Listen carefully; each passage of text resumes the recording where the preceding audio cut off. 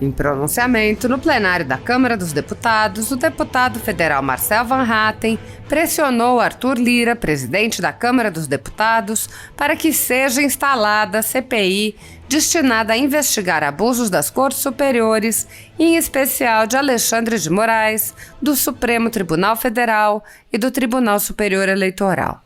O parlamentar argumentou: basta vontade política, que já foi demonstrada por 181 parlamentares que assinaram o requerimento para a CPI do abuso de autoridade do STF e do TSE.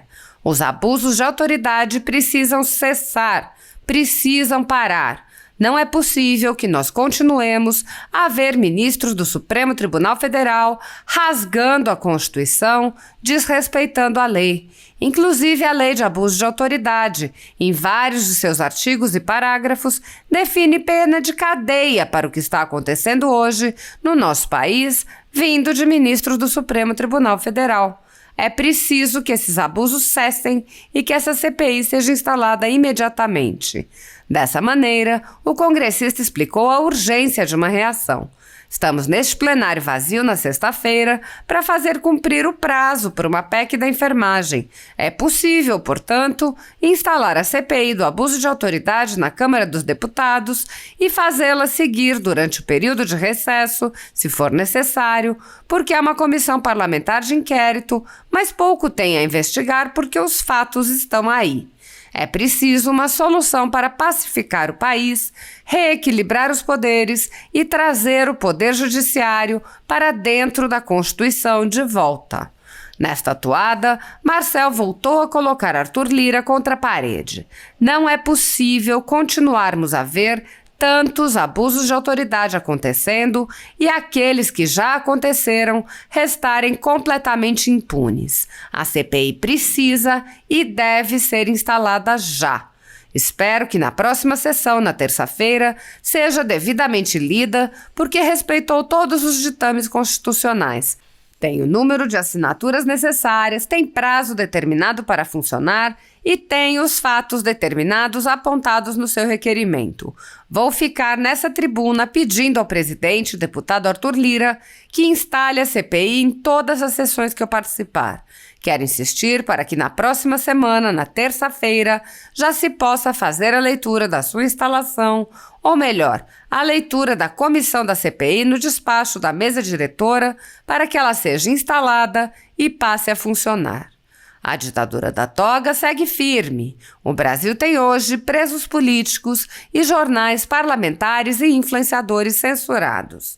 A Folha Política tem toda a sua receita, gerada desde 1º de julho de 2021, confiscada por uma canetada do ministro Luiz Felipe Salomão, ex-corregedor do TSE, com o aplauso e o respaldo dos ministros Luiz Roberto Barroso, Alexandre de Moraes e Edson Fachin. Além disso, todas as receitas futuras do jornal obtidas por meio do YouTube estão previamente bloqueadas. Há mais de 17 meses, todos os rendimentos do jornal estão sendo retidos sem justificativa jurídica. Anteriormente, a Folha Política teve sua sede invadida e todos os seus equipamentos apreendidos a mando do ministro Alexandre de Moraes. Mesmo assim, a equipe continuou trabalhando como sempre, de domingo a domingo, dia ou noite, para trazer informação sobre os 3 poderes e romper a espiral do silêncio imposta pela velha imprensa, levando informação de qualidade para todos os cidadãos e defendendo os valores, as pessoas e os fatos excluídos pelo mainstream, como o conservadorismo e as propostas de cidadãos e políticos de direita. Se você apoia o trabalho da Folha Política e pode ajudar a evitar que o jornal seja fechado pela ausência de recursos para manter sua estrutura, cumprir seus compromissos financeiros e pagar seus colaboradores, doe por meio do Pix, cujo QR Code está visível na tela, ou por meio do código ajude@folhapolitica.org. Caso não utilize Pix, há a opção de transferência bancária para a conta da empresa Raposo Fernandes, disponível na descrição deste vídeo e no comentário fixado no topo. A Folha Política atua quebrando barreiras do monopólio da informação há 10 anos e, com sua ajuda, poderá se manter firme e continuar a exercer o seu trabalho. pix@ajude@folhapolitica.org. Assista. Parlamentares raramente estão em Brasília, estão nas bases, e raramente há sessão na Câmara dos Deputados. Estamos apenas neste momento, nós dois aqui, e a presença dos 153 parlamentares aqui foi dada majoritariamente de forma remota pelo celular. Por quê? Porque esta sessão foi chamada apenas para cumprir prazos para a PEC da enfermagem, uma nova PEC da enfermagem, depois de tantas PECs e projetos de lei que visam dar o pagamento digno, sim, de um piso aos enfermeiros do Brasil, mas que nós alertamos lá atrás, por diversas vezes também, que era apenas demagogia, muito populismo feito aqui pelos parlamentares e que não daria, no final das contas, no resultado aguardado por esses que ganham pouco e que, infelizmente, mais uma vez, nesse momento, estão sendo enrolados para benefício de poucos políticos que aqui fazem, jogam confetes para a torcida apenas. É uma pena, é uma pena. Mas, por outro lado, a realização desta sessão numa sexta-feira de manhã demonstra que quando há vontade política desse parlamento, em especial da mesa diretora, as coisas acontecem. E esta vontade política eu estou aguardando e estou também pedindo para que ela aconteça para a instalação da CPI do abuso de autoridade do STF e do TSE.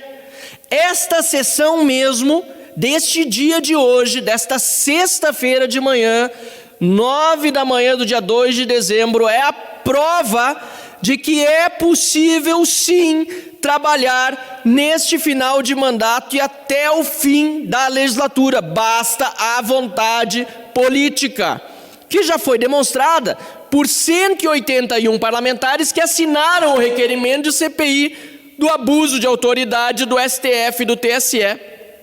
Os abusos de autoridade precisam cessar, precisam parar. Não é possível que nós continuemos a ver ministros do Supremo Tribunal Federal rasgando a Constituição, desrespeitando a lei, que inclusive em sua disposição, a lei do abuso de autoridade, em vários dos seus artigos e parágrafos, define como pena de cadeia para o que está acontecendo hoje no nosso país, vindo de ministros do Supremo Tribunal Federal. É preciso que esses abusos cessem e que essa CPI seja instalada imediatamente. Estamos aqui neste plenário vazio na sexta-feira para fazer cumprir prazo para uma PEC da enfermagem. É possível, portanto, sim, instalar a CPI do abuso de autoridade na Câmara dos Deputados, fazê-la seguir durante o período de recesso, se for necessário, porque, sinceramente, é uma comissão parlamentar de inquérito, mas pouco tem a investigar, porque os fatos estão aí. É preciso solução para pacificar o país, reequilibrar os poderes, trazer o poder judiciário para dentro da Constituição de volta. Eu tenho dito, deputada Érica Cocai, Vossa Excelência, que é de outro partido, partido inclusive dos trabalhadores, é de uma ideologia diferente da ideologia daqueles que hoje são perseguidos pelo poder judiciário, mas o arbítrio, ele não tem ideologia. Se hoje vai para cima de quem é da direita, amanhã vai para cima de quem é da esquerda. Por quê? Porque ele não respeita a Constituição e as leis e não tem ideologia. Não é possível nós continuarmos a ver tantos abusos de autoridade acontecendo e aqueles que já aconteceram restarem completamente impunes. A CPI precisa e deve ser instalada já, e espero que na próxima sessão, na terça-feira, seja devidamente lida, porque respeitou todos os ditames constitucionais.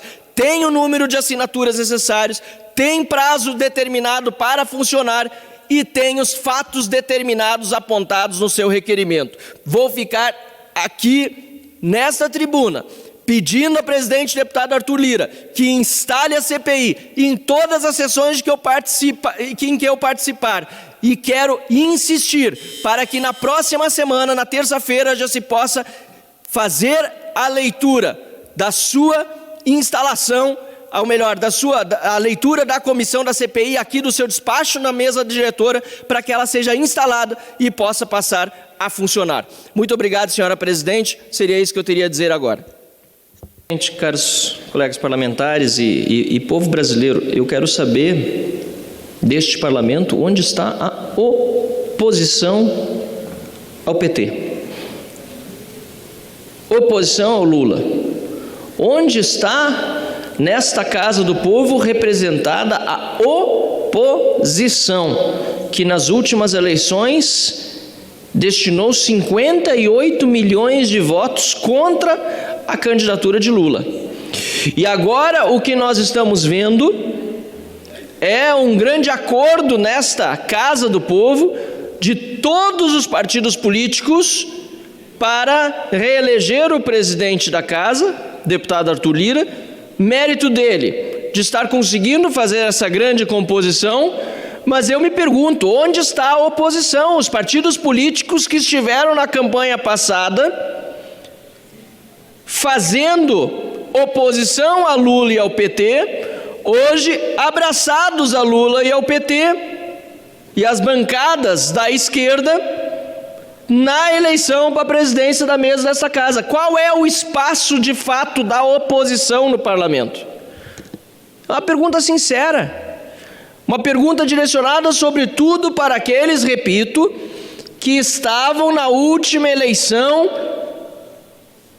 levando a mensagem aos seus eleitores de que eram, eu ia dizer são, mas eu estou dizendo eram, oposição a Lula e ao PT.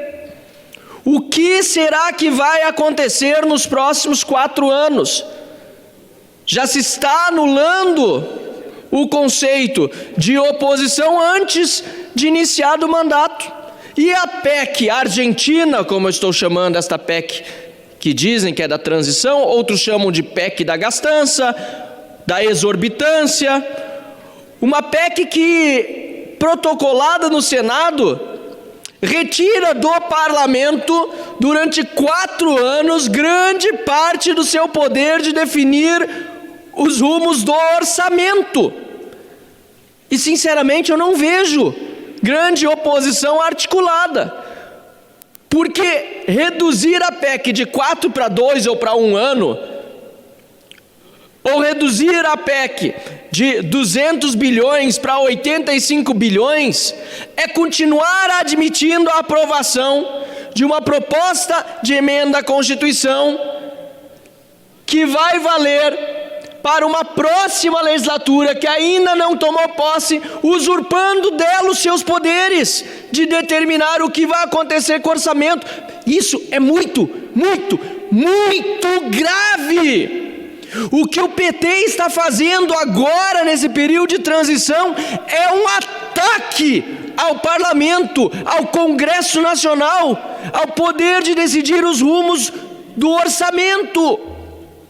Mas me parece que da direita à esquerda agora, todos estão contemporizando e aceitando, ainda que não a PEC integral, mais parte dela, em troca daquilo que muitos antes criticavam, mas agora todos querem o direito de usufruir, que é a tal da emenda de relator. Se lambuzar no dinheiro público do dito orçamento secreto, que Lula e Bolsonaro diziam que criticavam, que não era democrático, e agora todo mundo quer o seu pedacinho. Inclusive, claro, o PT, o PDT, a turma toda lá na oposição. O pessoal apresentou um destaque que o Novo acompanhou, quem sabe o pessoal ainda vai permanecer nessa linha. Mas aqui, na Câmara, está todo mundo unido. Qual é o espaço para a oposição? Me digam. Hoje vai ser difícil, é sexta-feira, obter uma resposta do plenário. Mas é preciso articular, organizar uma oposição de fato neste parlamento que diga basta. esta PEC não pode passar nem inteira, nem pela metade, nem 10%. PEC da transição, nada. É a PEC Argentina que vai afundar o país e é a PEC do fim da oposição. É impressionante ver o silêncio dos colegas parlamentares que, me parece, já estão contentes com a participação do butim do Orçamento da República em troca de uma aprovação de uma PEC que diz que é para ajudar os mais pobres, mas vai prejudicar aos pobres e ao país como um todo, com mais recessão econômica, com mais gastos públicos fora do teto, sem responsabilidade fiscal, sem compromisso com reforma nenhuma. Cadê a oposição? Anotem o que eu estou dizendo. Seguindo neste rumo, o PT não precisa fazer mais nada para governar de forma totalitária nesse país, com o poder judiciário a seu lado e o poder legislativo já há tempo acovardado e subjugado, e agora sem necessitar nem de mensalão e de petrolão para ser comprado, porque já está em curso há alguns anos e agora de forma generalizada, incluindo a todos, a compra do apoio parlamentar por meio do orçamento secreto, da emenda de relator, ou como quer que queiram chamar o RP9, as emendas RP9. Triste situação no nosso país, mas ainda há tempo para acordar, para despertar, porque numa verdadeira democracia sempre haverá governo e oposição. Um país sem oposição é um país sem democracia. Obrigado, senhor presidente.